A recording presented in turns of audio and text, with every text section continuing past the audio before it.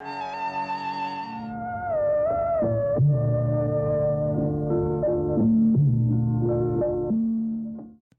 Abbas, let us start this interview with the beginning of your life. The first question I would like to ask you is that weren't you born at a very historic place? Well, it's called Panipat. It has been the venue of three great battles Yes, by the invaders of India. Did you had your schooling in Panipat? yes.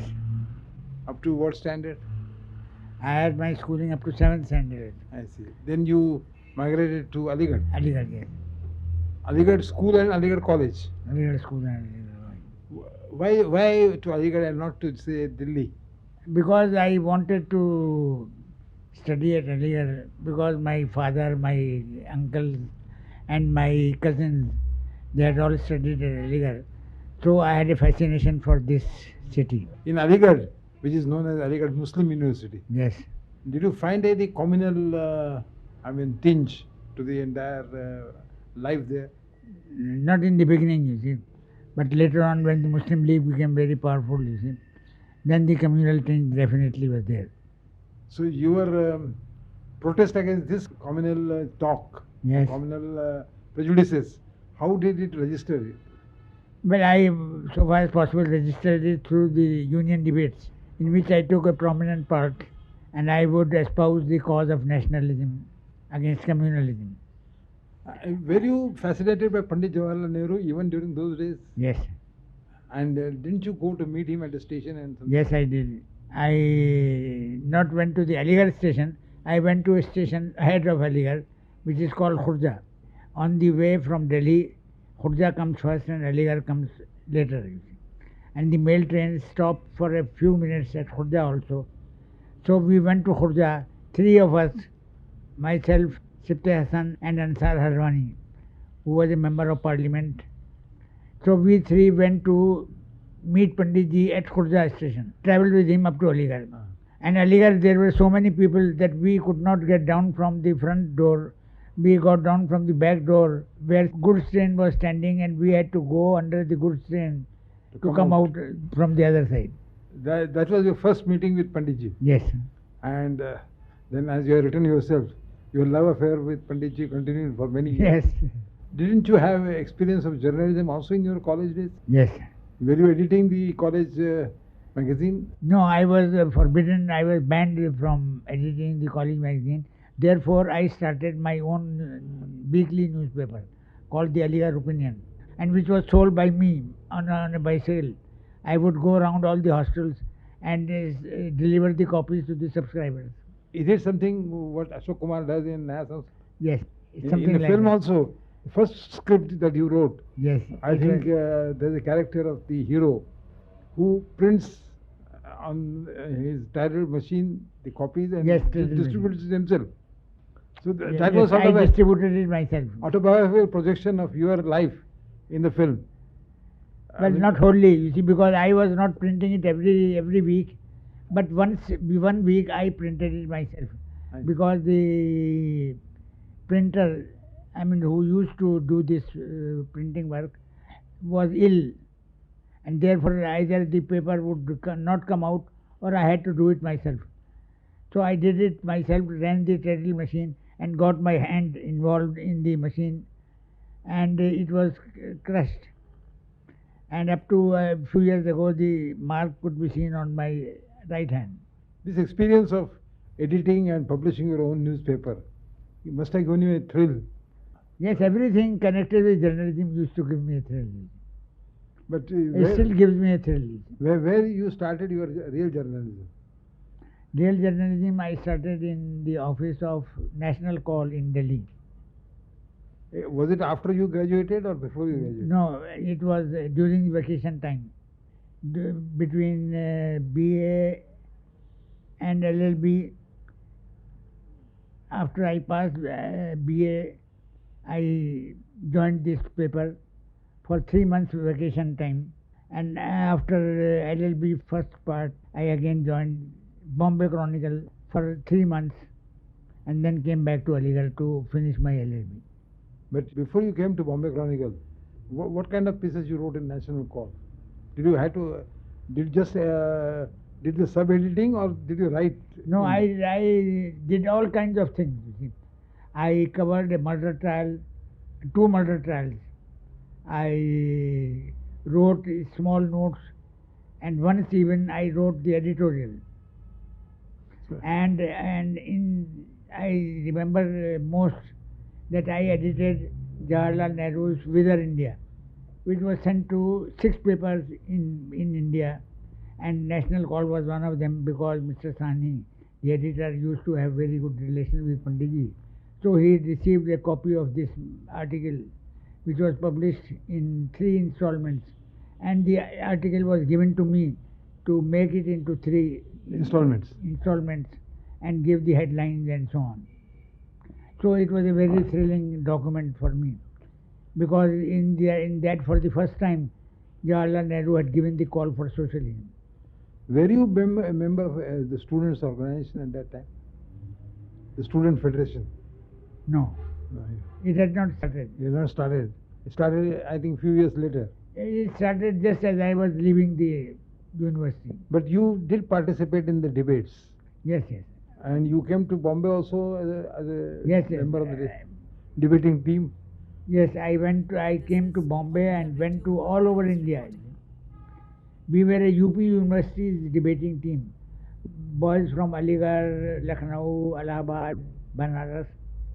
They were all combined in a team. You see. And the team went all over India, including Nagpur, Bombay, Calcutta, and every other university, debating there. I think I heard about you for the first time in connection with those debates. I see. Long before I met you, Okay. I heard In about Bombay? you at that time, about this participation in debates. Ah. But you didn't join any political party. No. But vaguely I was in favor of the Congress, you see. But I didn't formally join the Congress at any time. In 1936, you came to Bombay Yes. after After graduating in law. Yes. But what was the purpose of your graduation in law when you didn't pursue Just it? to please my father, you see. Because he was reluctant to permit me to so-called waste my time in journalism, which he said is not a paying proposition, not a paying profession.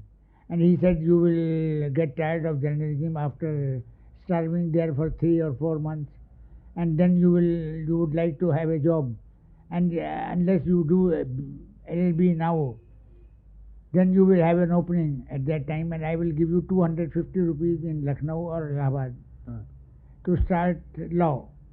But if you go to Bombay for journalism, then I will give you 50 rupees a month for 3 months and then stop it. Either you become self-sufficient or you come back and do law in Lucknow or Allahabad. Had you any difficulty in getting a job in Bombay? In the Bombay Chronicle? Or you got it immediately after you came? No, I didn't get a job because I joined as an unpaid apprentice I see. and worked for 3 months. At the end of 3 months, I went to the editor and said, "Sir, I am going back home." He said, "Why, what's wrong? Are we not treating you well?" I said, my father is stopping the stipend of 50 rupees a month. So he said, "How much money do you need to live in Bombay?" So like a fool, I said, "Only 50 rupees.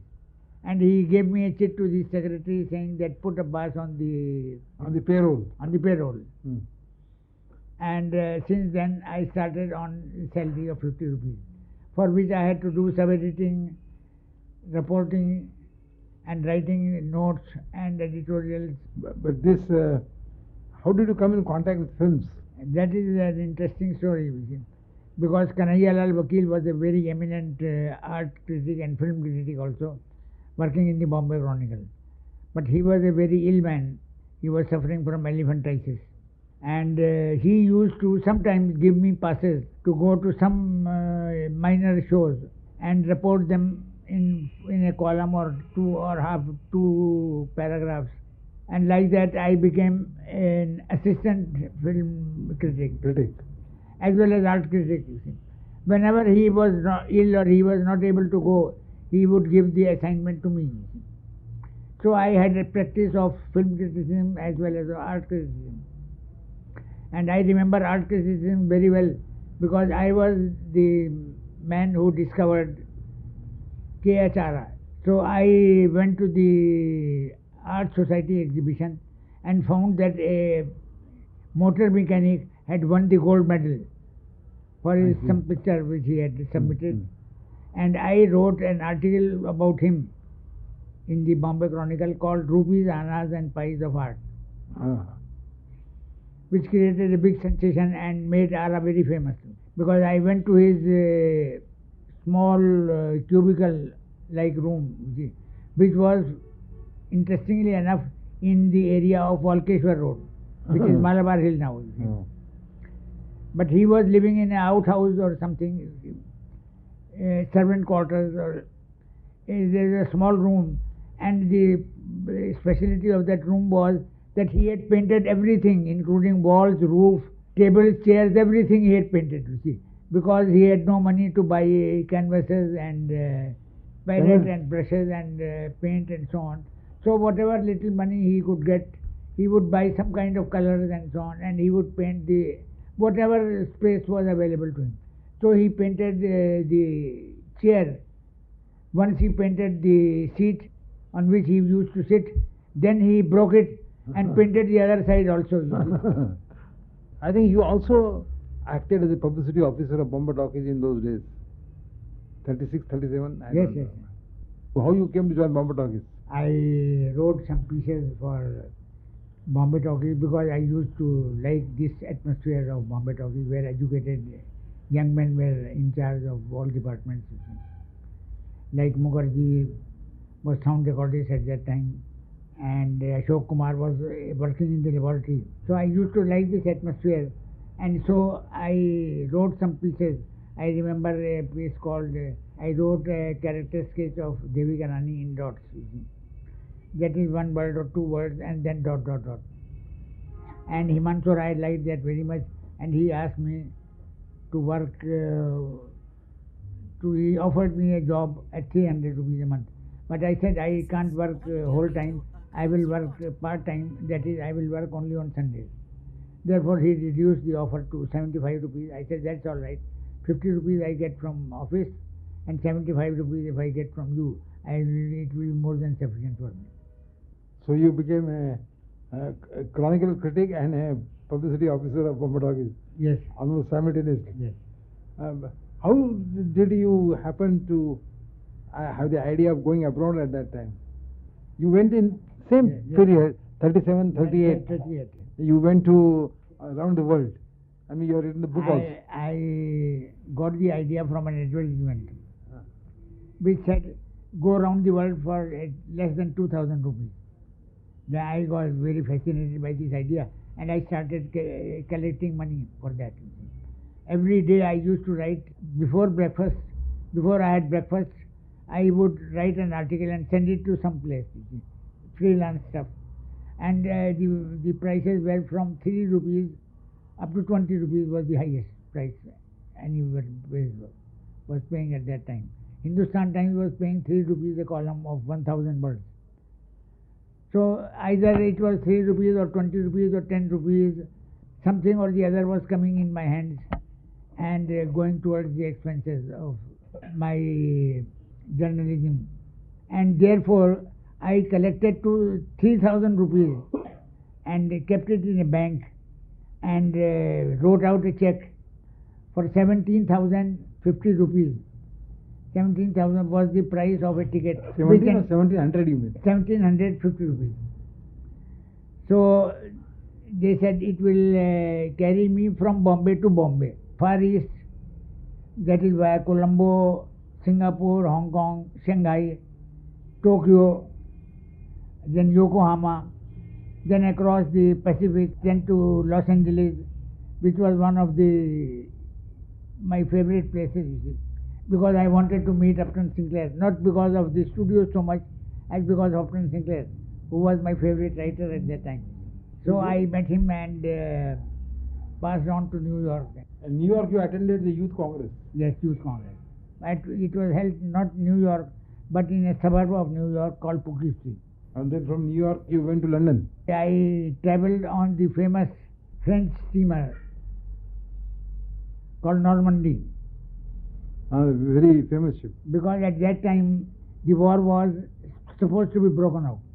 When we were on the seas, we had a very interesting company, because Hemingway was also a passenger in the first class and I was in tourist class. But we wrote to him a letter.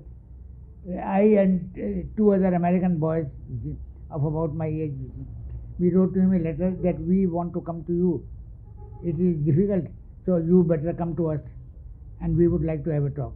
So he came to tourist class and sat with us in the dining room and had dinner and beer and so on and so forth.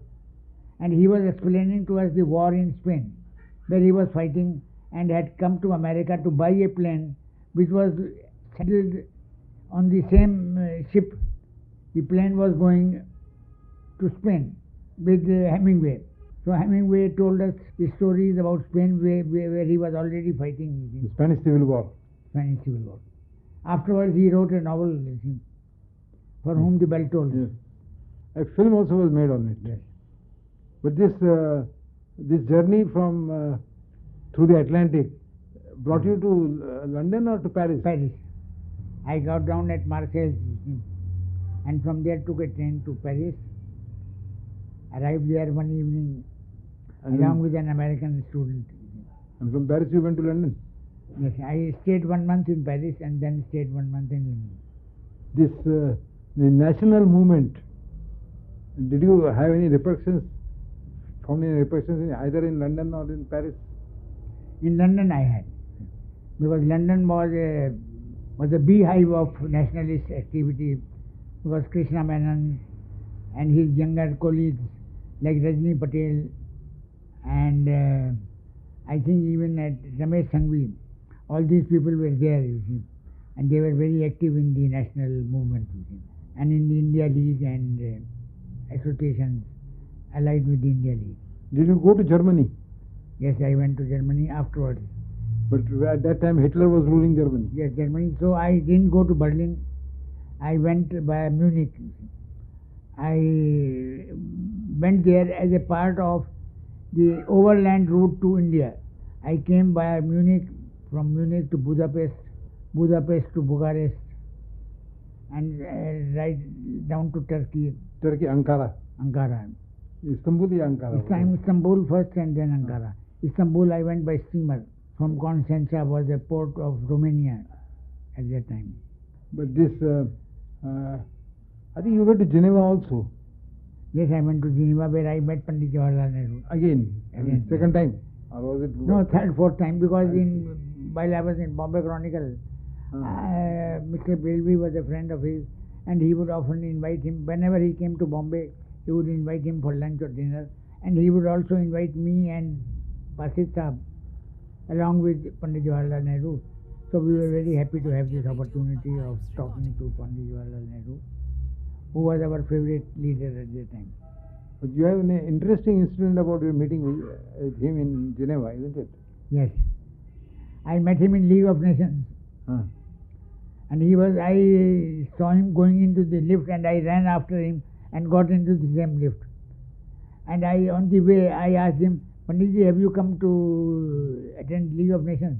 And Panditji got very angry. He said, you think I am member of this league, of this Thieves' Kitchen, he called it, a Thieves' Kitchen at that time.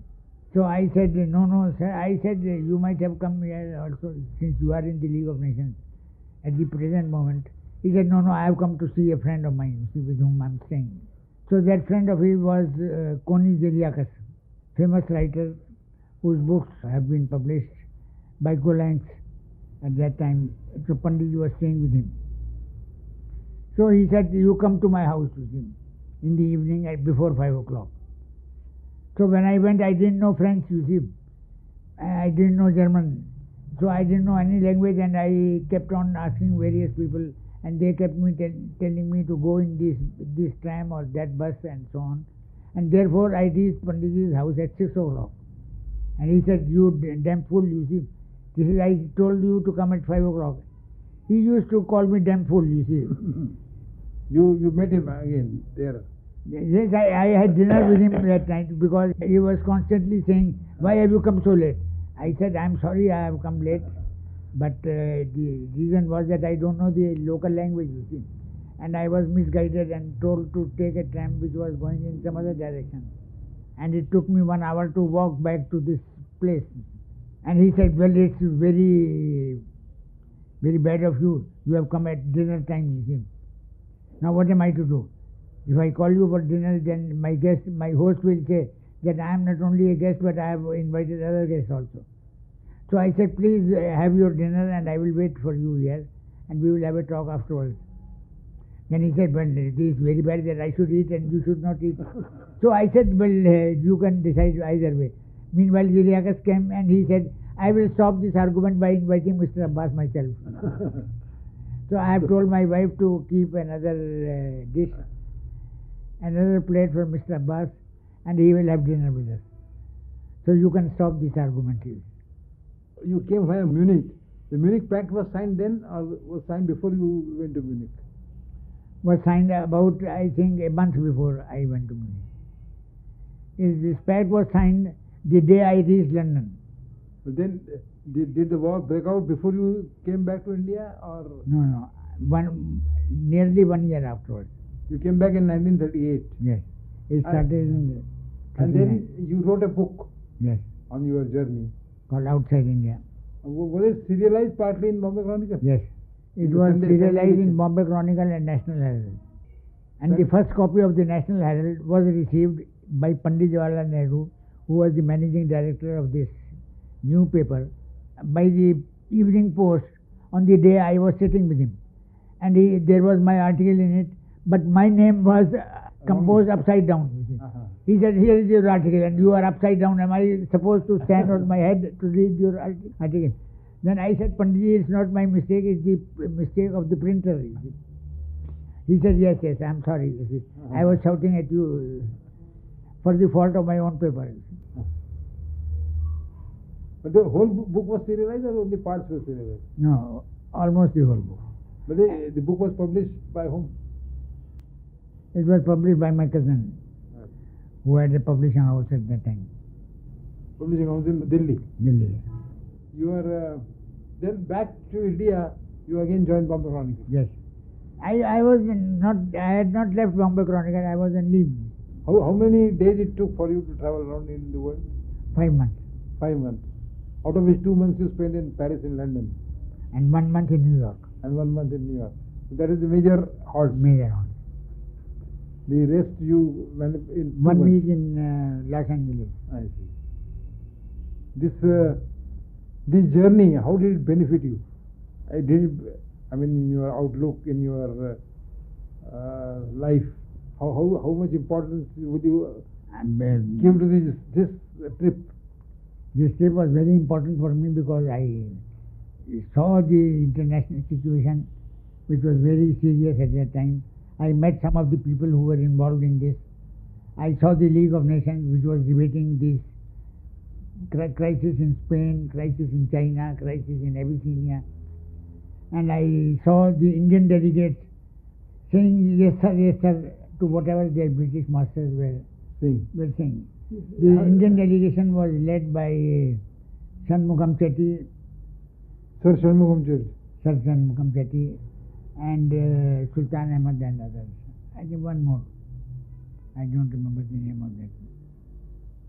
But they were just towing the British line. Yes, absolutely. And the British line at that time was the Chamberlain line. Yes, Chamberlain. We didn't talk about it, but you went to via China. Yes. Now, at that time, China was under attack of Japan. Yes. When you went to... Part of Shanghai was occupied by the Japanese. But you had no difficulty because of that? No. You were not... But I saw the destruction by the bombs. While going to take the Japanese ship, it passed through that part of the city which had been bombed by the Japanese and had been occupied by them. So you didn't... And I also I had so many pamphlets and leaflets and posters smuggled out of China, you see, published by the Chinese in Shanghai, clandestinely, and they were given to me to carry them some members in United States. Was it the communists? No. Not communists, but they were Chinese nationalists. Chinese nationals. At that time, Chinese were fighting. Nationalists and communists were the same. Same. They had pact with them. They were together fighting Japanese. Yes. But in Japan, also you stayed few days. Japan, yes, about a week. About a week. Weren't you more active in films and politics when you came back? Yes, I was interested and involved in both the things. I think it was in 1940. I wrote an open letter to you. Yes. I didn't know you at all, but I No. wrote a long letter calling you a prejudice critic. Yes. And Very long letter it was. so you asked me to Cut it short. cut it short, and you gave the same space to my letter Yes. as yes, to your reply, Yes. and both were published in Bombay Chronicle. At that time, at least the film industry was all congratulating me for writing that letter.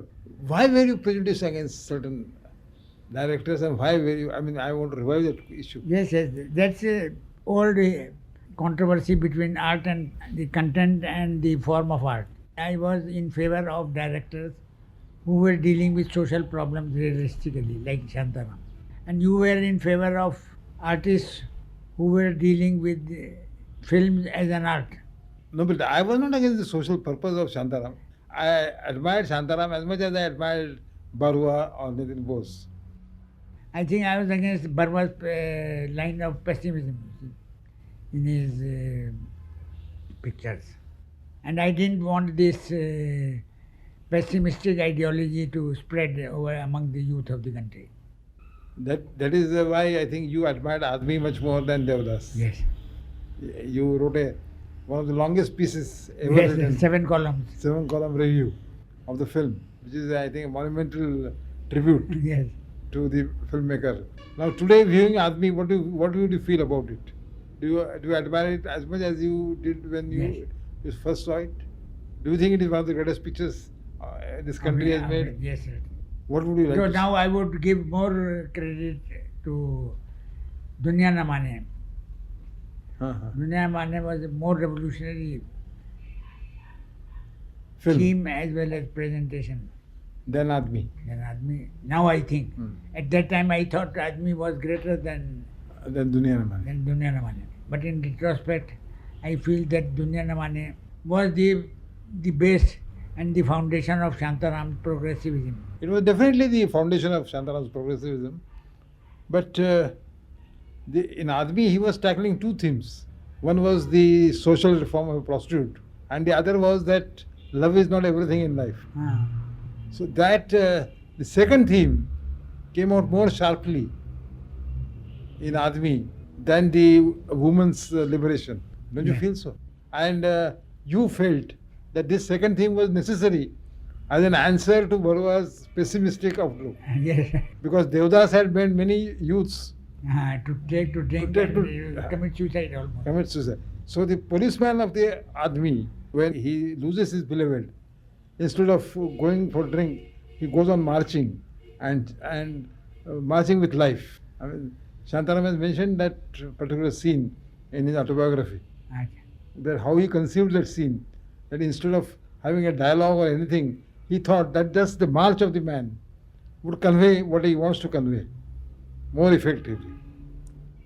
Do you agree with him? Yes, I agree with him, though I have not read the autobiography yet. That time, what made you write your first script?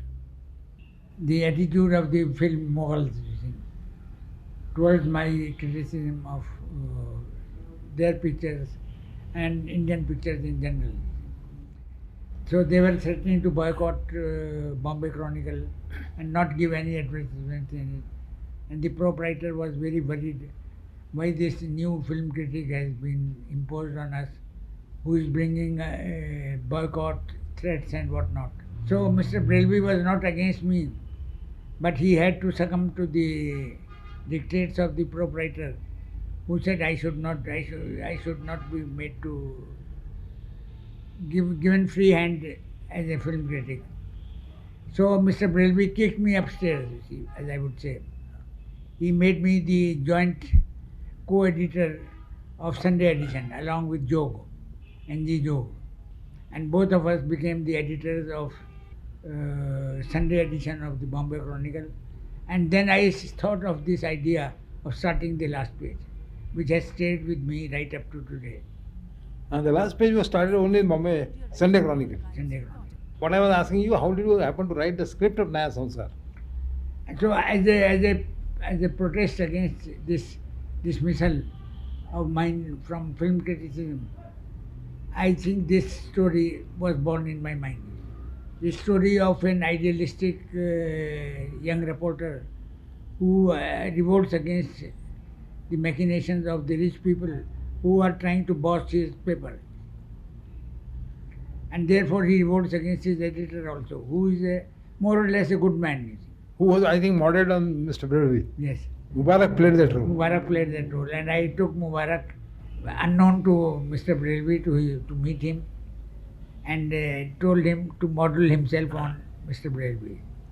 This, as we mentioned earlier, the Ashok Kumar printing his own paper and all that, was also partly your autobiography. Yes, partly. But Naya Samsar, it is said, gave a new image to Ashok Kumar. Yes, and that image has remained with him still up to today. What was that image? What was the new image? Before that, he was always Bhadra Lok of Bengalis. He used to appear in kurta and dhoti. Kurta and dhoti and pomaded hair, you see. So I wrote in the script of Naya Samsar that the hero will not comb or brush his hair. His hair was all disorganized, you see. And his tie, he wore a tie, but the tie was always askew, you see. It was dangling here, you see, on the breast. And he was wearing a pant which was patched in many places, and a coat which had A patch also. of leather. So I wanted to make him into a young man of the new type, you see, who was poor, but who was smart and created a good impression, you see. That image, I think, struck him afterwards. Yes. And he was smoking all the time. That has also stuck to him because he never smoked before. And he blames me for it, you see. You made him a smoker. Yes, This Naya Samsar was released in 1941. yes. Afterwards, you had many offers to write scripts. I think you wrote for Kardar, Yes, Nayi Duniya, and for D.D. Kashyap also you wrote one story, Nayi Kahani. Nayi Kahani. During this period, the political agitation, there were two things. No? On one hand, I mean, the political agitation was mounting. This personal satyagraha was going on. And the Soviet Union was attacked. After the invasion of the Soviet Union, among the progressives there were two opinions. Some were supported the British, some were still against British. To which group you belong at that time? I belong to both the groups. You were anti-Hitler. Anti-Hitler And as well as anti-British. anti-British. Among the many contradictions of my life was also that. That's why you could, when the People's Theatre was formed, in that period only, isn't Yes, it? yes. You took part in the People's Theatre's plays. Also in the underground movement of 1942. Yes, Both the things were simultaneously. contradictory to each other actually.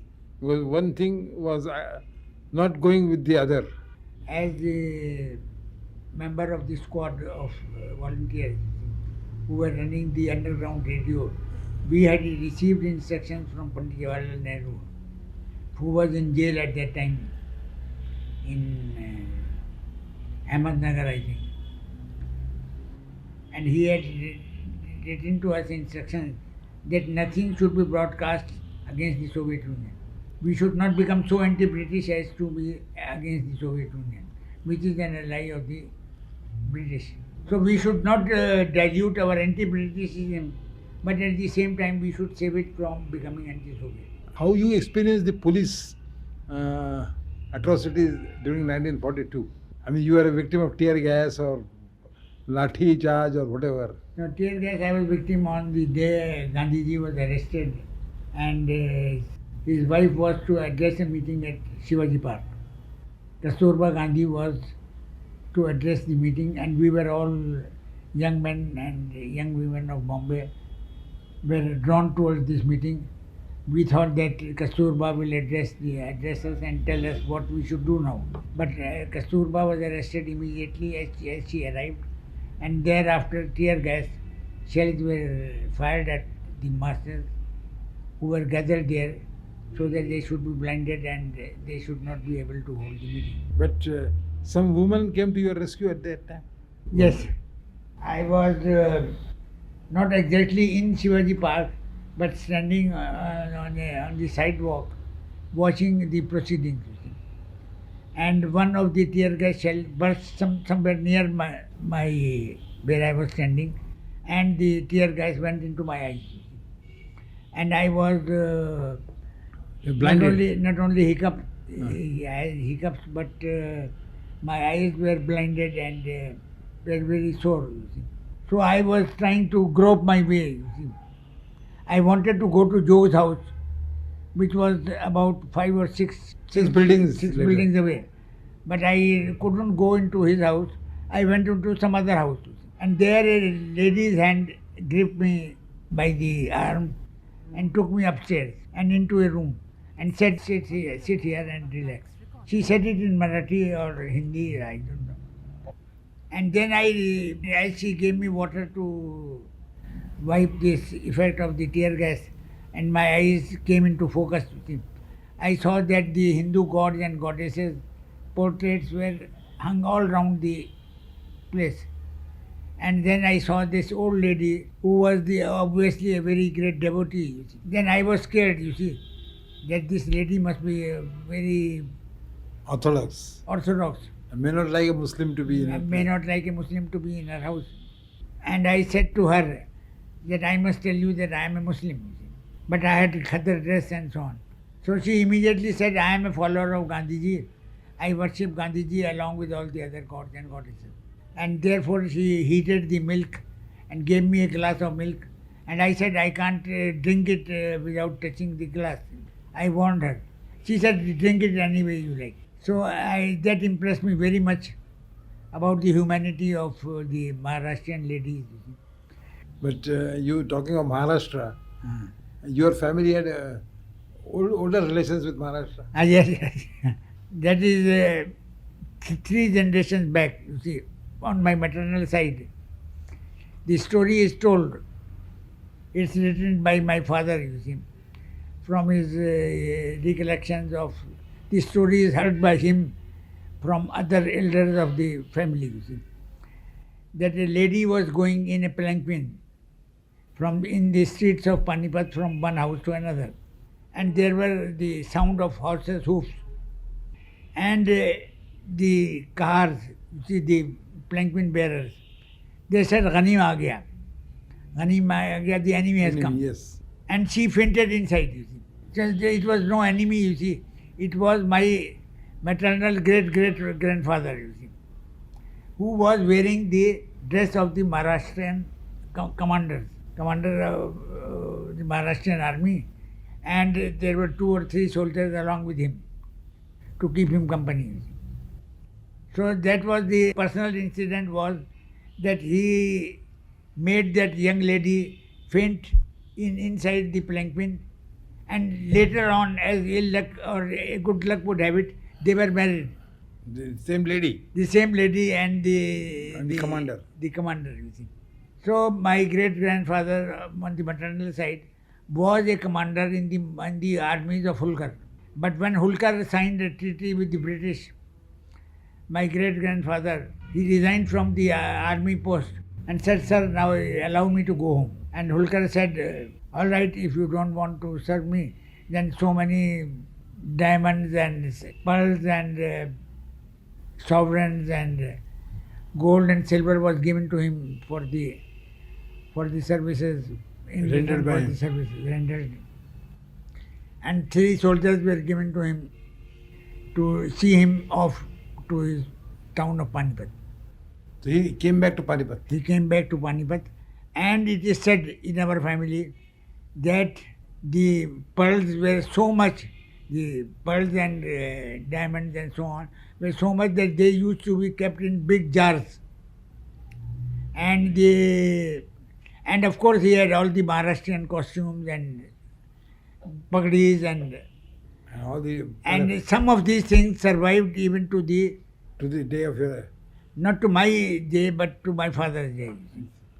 My father has seen those pagdis and swords and so on from Maharashtra, belong to this Maharashtrian commander. in 1942 you also got married. Yes. At that time, people were surprised that you married your cousin. They thought you would marry some film star, isn't it? Yes. There were rumors around, and the news of your marriage came as a surprise to everybody.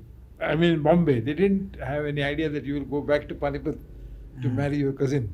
Your cousin was probably more educated than you. Yes, yes. She initiated, at least she initiated me, Yes, yes. and probably you also, into reading of Romer Roland, Yes. Jacob Wasserman, and such profound writers. Her coming into your life, how did it change your whole? Well, it made me more literate, you see. The values of literature were brought home to me by her, not so much by journalism. I was introduced only to Upton Sinclair, you see, up to that time. So after my marriage with her, then I came into contact with the other writers that you mentioned and other even writers that you don't mention, like other writers, literary type, you see, Yes. because she was very fond of literature. But she was particularly fond of Romer Roland and his that book, Soul Enchanted, Soul Enchanted, yes. Soul Enchanted as well as Jan Christophe.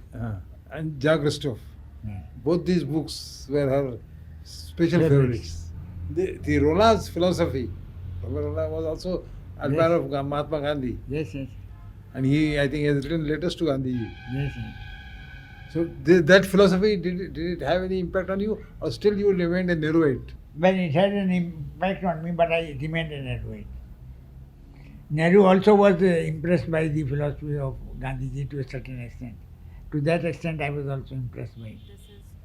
But my main loyalty was to Nehru. After 1942, at that time, the Time correspondent and Margaret Burke, who had the Life, Yes, yes. you came in contact with them. Bill Fisher, I think. You came in contact with them. Yes. America at that time, through its, was supporting the Indian national movement, wasn't it? Yes. It was Roosevelt time. It was Roosevelt era. Roosevelt era, yes. And so you also played a part in that, I mean, in acquainting these journalists with the reality of India. Well, as a journalist, I was with them and telling them about India and about explaining about Indian politics and the attitude of Indian leaders towards America and towards England. What was the difference between our attitude towards America and between our attitude towards England? Because it was quite different. At that time, we were in favor of America of Roosevelt time. And we were hoping that Roosevelt will play a part in impressing Churchill to give freedom to India, which he did to a certain extent, but he did not succeed against the will of Churchill, who was definitely anti-Indian and anti-Gandhi and anti the national movement. But Roosevelt, he was a sick man, within his powers, he did try to persuade Britain to give independence to India, but did not succeed. He even sent 2 ambassadors. They were not called ambassadors at that time. They were called envoys, you see, of President Roosevelt. They came to India. I think one was called Colonel Johnson and somebody else. They met the national leaders in India? Yes, yes. They met Jawaharlal Nehru, Gandhiji also, and tried to bring about conciliation between Britain and India, but they didn't succeed. This 1942 movement, didn't it filter out in 43? Didn't it lose its... by 43, the entire situation of the country was changed. Well, you see, these kinds of movements, they do not last all the time. You see. The vigor of the first year is not the same as the vigor of the second year. At that time, there were various forces working in India. One of the biggest events of that time was the escapes of Subhash Chandra Bose and his formation of the Indian National Army. How did you react to that? Well, at that time I was against the Indian National Army. You see. But in retrospect now, I feel that they also played their very important part in the national movement, and one should not blame them for what they did. But that is all in retrospect. Now I feel like that. But at that time I was against Subhash Chandra Bose and against his Indian National Army, which I thought was instigated by the Japanese fascists, which was not true. I mean, the Indian National Army was not inspired by Japanese or the Germans. It was also a manifestation of the people's own will. Yes, yes. But at that time it looked to be a Japanese stunt. During your this last page, how did you get the story of Dr. Courtney's? Story of Dr. Courtney's I got from Dr. Basu, you see, who was staying with the Communist Party, you see, when he came back from China, because he turned a communist in China. Therefore, when he came, he stayed with P.C. Joshi, and that is how I met him. And I interviewed him. Then when I interviewed him, I learnt about, I had written a page about Dr. Courtney's death. There was a 2-line dispatch from Peking or somewhere. But I wrote a piece about it, a long last page. And Dr. Basu read that, and he said, I would like to meet this young man, this journalist. And therefore I went to meet him. And he said, how did you know all this? I said, I didn't know all this. I imagined it.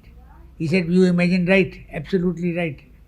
Whatever I had written about the feelings of Dr. Courtney at the time of his death, which was purely from imagination, happened to be true, as Dr. Basu confirmed, you see, because he was present in that area, you see. And I said, if that is true, then tell me the whole story.